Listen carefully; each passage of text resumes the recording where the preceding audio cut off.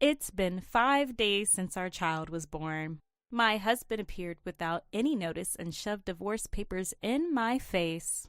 If you get too cocky just because you had a kid, I'll divorce you right away. You'd be in trouble if we divorced, right? There's no way you can raise a kid alone, huh? Enraged, I snatched the divorce papers from him. Huh? It's pointless to try and tear it up. You'll just be my slave anyway. Ignoring my husband's sneering laugh, I signed the divorce papers and said, "Fine, let's get divorced." Huh? My name is Stella. I'm 32 years old. I met my older husband, Leonardo, at work, and we've been married for 4 years. I'll work hard and earn money, so I want Stella to support me. When we have kids, I want Stella to stay at home. Leonardo's parents both worked, so he felt lonely during his childhood. That's why he strongly hoped that I would become a stay-at-home mom so our child wouldn't feel the same way. I agreed with Leonardo's opinion and became a stay-at-home mom when we got married.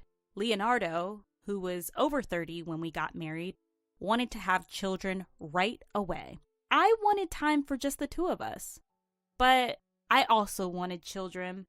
I felt a little lonely, but I convinced myself to save our time as a couple for our old age. But even after 1 year, even after 2 years, no baby came to us. As I turned 30, I started to feel anxious. Leonardo became visibly irritated and started talking as if it was my fault. Why can't you have a baby even though you're a stay-at-home mom? There are so many working women who get pregnant. You're in a privileged environment and still can't get pregnant. Who do you think you are? It's not like I don't want to get pregnant, but he talks as if it's all my fault. Having a job or not has nothing to do with pregnancy. Leonardo talks as if it's all my fault. It seemed like he was venting his frustration by ordering me around. You don't have any kids, and you're just lazing around at home, so you can at least do this. Don't be spoiled. The household chores Leonardo demanded became more and more advanced. It felt like I was being treated like a maid. However, living far from my hometown, I didn't have any friends nearby. I barely went out, only to buy groceries. I wasn't working, so I hardly had any money to spend freely. I was living a suffocating life. It wasn't just Leonardo who cornered me. 2 years into our marriage, with no pregnancy announcement, his parents started to suspect something and contacted us. His parents asked, "Where's our grandchild?" My husband said, "It's your fault we don't have a baby." I had no one to talk to and had to endure the pressure alone. My life became darker and darker, but the endless days seemed to come to an end. Finally, I got pregnant. A clear positive line appears on the pregnancy test. Tears of joy well up in my eyes. At last, I finally become pregnant. I tried to contain my excitement and take a picture of the pregnancy test to send to Leonardo. Once he knows I'm pregnant, he should go back to being his old self. I send the photo with that hope, but there's no response from Leonardo. When he comes home late at night, he hands me his bag and jacket like always. Nothing seems different. Wait, did he not see the photo? Without saying a word, Leonardo sits on the sofa and starts watching TV. At dinner, he's still silent, so I decide to bring up the topic myself. "Leonardo, I sent you a photo. Did you see it? I'm pregnant. Finally, a baby is coming to us." Holding back the tears that threaten to spill, I smile at Leonardo, but his gaze remains fixed on the TV. Finally, without changing his expression, Leonardo says, Seems like it. Is that all? Why isn't he happy? Why doesn't he look pleased? I can't understand it at all. An indescribable feeling washes over me. Hey, this is our baby. Aren't you happy?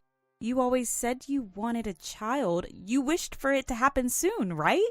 I seek agreement from Leonardo as if to dispel my anxiety. He should be happy, delighted, feeling the same as me. That's what I wanted to believe. But the words that came back from Leonardo easily betrayed my expectations. Don't get all high and mighty just because you got pregnant, all right? Do you even realize how long you kept me waiting? Don't think I'll be kind just because you're pregnant. You're not working. I expect you to keep doing the housework, as you have been. I never thought of slacking off on housework or expecting kindness. All I want is a single "I'm happy" from Leonardo. My tears of joy from just a moment ago have turned into tears of sadness. Without paying any attention to me, Leonardo heads to the bedroom without saying a word. Why couldn't he be happy for me? He said he wanted a child so badly. At the obstetrician's office, I found out I was pregnant with twins, but Leonardo doesn't show any sign of happiness. Maybe it doesn't feel real yet since my belly isn't getting big. I'm sure he'll gradually realize it as my belly grows. That's what I decided to believe. A few weeks pass and morning sickness starts, along with constant drowsiness. Even in this state, Leonardo doesn't show concern for my health or help with housework. During a checkup, I'm faced with a shocking truth. You're at risk for a miscarriage. Please try to rest as much as possible. Hearing the word miscarriage makes everything go dark. But knowing there's still a chance for the babies, I take a deep breath. The doctor's instruction is bed rest at home. I need Leonardo's help. I contact him right away, but just like when I told him about the pregnancy, there's no response. I tell Leonardo about the checkup when he gets home, but his attitude doesn't change. After struggling for a few days, I decide to go back to my parents' house early. That night, Leonardo throws these words at me. Don't laze around too much at your parents and gain weight, okay? And remember, you're taking care of the house when you get back. Be careful not to slack off too much. On the day I go back home, even though we won't see each other for a while, Leonardo leaves the house in the morning. With my parents' help, I get through my time at home, and after several checkups, I'm told there's no more concern. That's the only saving grace. When I contact Leonardo to tell him about the checkup, he picks up the phone and tells me in an annoyed voice, "Oh, that's good. Well, bye." Just before he hangs up, I hear a woman's voice on the other end of the phone. "Leonardo, who are you talking to?" It didn't sound like a misunderstanding. The person on the other end was clearly calling Leonardo's name. I had a feeling that Leonardo didn't love me anymore. I didn't want to admit it, but after hearing that woman's voice, I couldn't deny it any longer. Now, Leonardo's cold attitude makes sense. As I rubbed my growing belly, I made a decision. I'll divorce him and raise these twins by myself. Having been cooped up at home for about 2 months, I decided to go for a walk. It was a warm, sunny day, and the fresh green leaves were dazzling. Just then, I was suddenly called from behind. It was my childhood friend, Jameson, who had called out to me. We hadn't seen each other in years, and he happily invited me for tea. After reminiscing about old times, we shared updates on our lives. Jameson had become a lawyer and had just opened a small office. Hearing his profession, I had an idea. Speaking of which, in cases of infidelity, you can claim compensation, right? I accidentally let that slip, and Jameson's expression turned serious. What's wrong? If you have any concerns, I'll listen. Before I knew it, I was revealing my inner thoughts, which I couldn't tell anyone. The struggle to get pregnant, my husband's indifference, and even him enjoying time with his mistress. As I talked, I realized I was tearing up. It must have been tough. At Jameson's words, the tension inside me snapped. Even though I'm not young anymore, I broke down crying without caring about others' eyes. Calm down. It's okay. I'll help you. Jameson desperately comforted me. First, let's gather evidence. You can't fight without proof of infidelity. Evidence? Anything. Just gather physical evidence. But can I do it? Should I introduce you to a private detective agency I'm acquainted with? They're experienced in gathering evidence for divorce cases, so it'll be fine. Thank you. That would be helpful. After that, I followed Jameson's advice and hired a private detective to gather evidence of Leonardo's infidelity.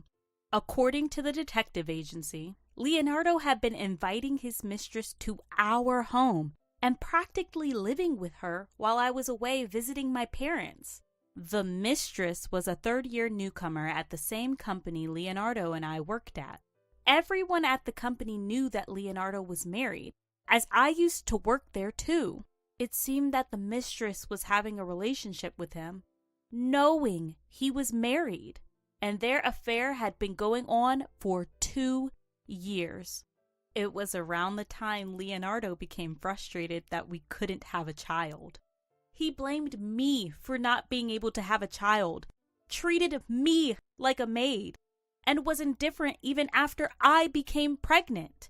I had many worries because it was my first time, but he was cheating with another woman outside.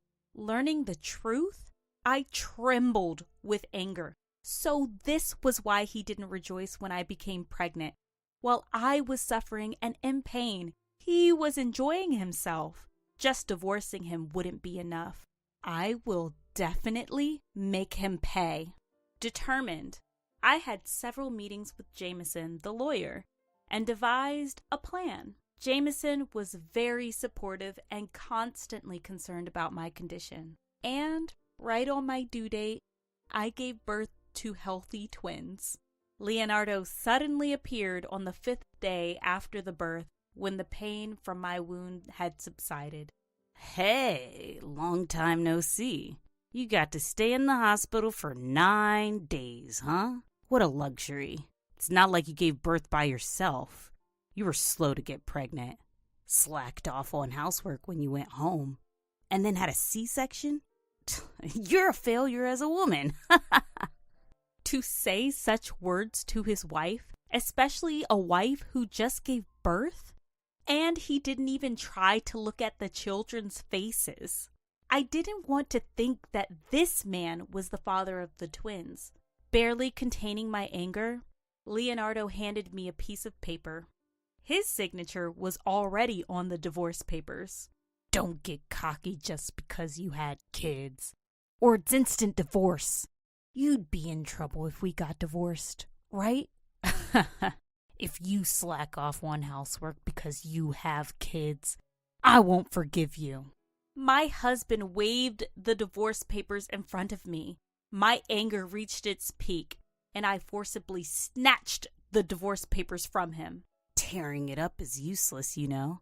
I can just get another one from the city office. Ignoring Leonardo's sneering, I took a pen out of my bag. Fine, let's get a divorce. I've been wanting to do it too.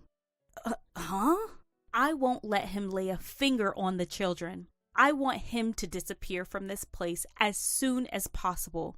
With those thoughts, I signed the divorce papers. Leonardo, sneering at me, reached out to grab the papers. Do you even know what you're saying? What will you do with these kids if you divorce me? You can't raise them alone. Stop being stubborn. You should just be my slave for the rest of your life. I've already told my parents that we're getting a divorce. From now on, I'll live with them. I don't need a man who cheats on me. How long do you think that bravado will last? You can't make it without me.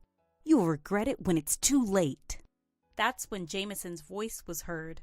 Excuse me, my name is Mr. Wood, and I'm Stella's lawyer. If you don't let go now, I'll call someone. Surprised by the sudden appearance of the lawyer, Leonardo immediately let go of the papers. Who are you? What do you mean, lawyer?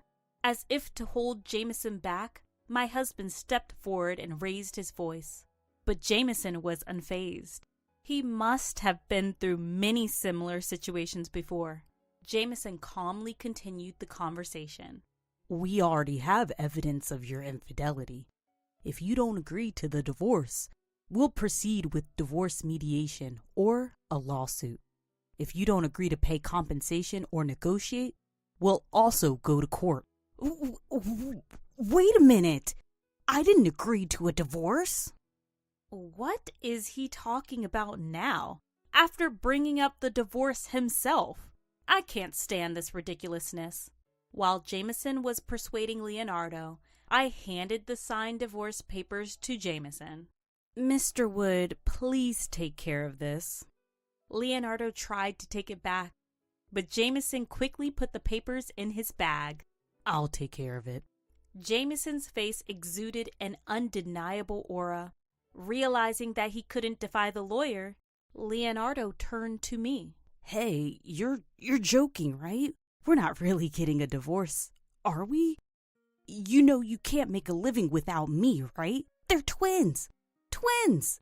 It'll cost a lot of money. You'll be in trouble without me, right? I gave Leonardo a cold stare. Feeling the intensity of my gaze, Leonardo was taken aback for a moment. I can't believe you're the one who brought up divorce. And now you're saying this? We're still getting divorced, and I'm taking the alimony. You never planned on doing housework or childcare, right? I know that much. What do you mean, become a slave? Don't make a fool out of women. I shouted angrily, leaving Leonardo stunned. I pressed on against him. From now on, if you have anything to say, go through Mr. Wood. There's no point coming here. I'll ask everyone to keep you out. We have nothing more to discuss. So leave. Hearing this, Leonardo's face turned red, and he raised his fist. What? You? But with Jameson's cough, he came to his senses and lowered his powerless fist. That's how it is. So please leave. Jameson's words seemed to make Leonardo give up, and he left the room with slumped shoulders. After that, I asked my parents to submit the divorce papers to the city office. The papers were accepted without issue, and I was finally, officially, divorced. Since that day, I had to change my cell phone because of nonstop calls and messages from Leonardo. Jameson, as a professional, did an excellent job handling the rest. I received proper alimony from Leonardo and his affair partner, so I wouldn't have trouble making ends meet for a while. A few months later, they both left their company. Their affair was exposed at work, and the woman resigned voluntarily. Leonardo was transferred to a rural area, but rumors followed him there, and he had no place to stay. After enduring reduced salary and people's stares, he continued to miss work without notice and was eventually fired for disciplinary reasons.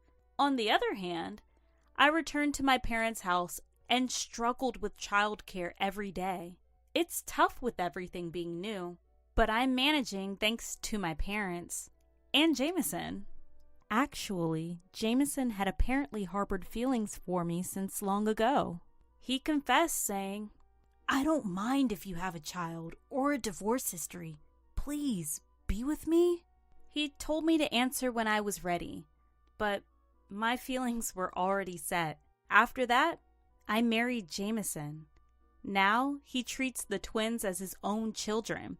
Neither my parents nor I can thank Jameson enough for his wholehearted support of our family. I can't express my gratitude enough.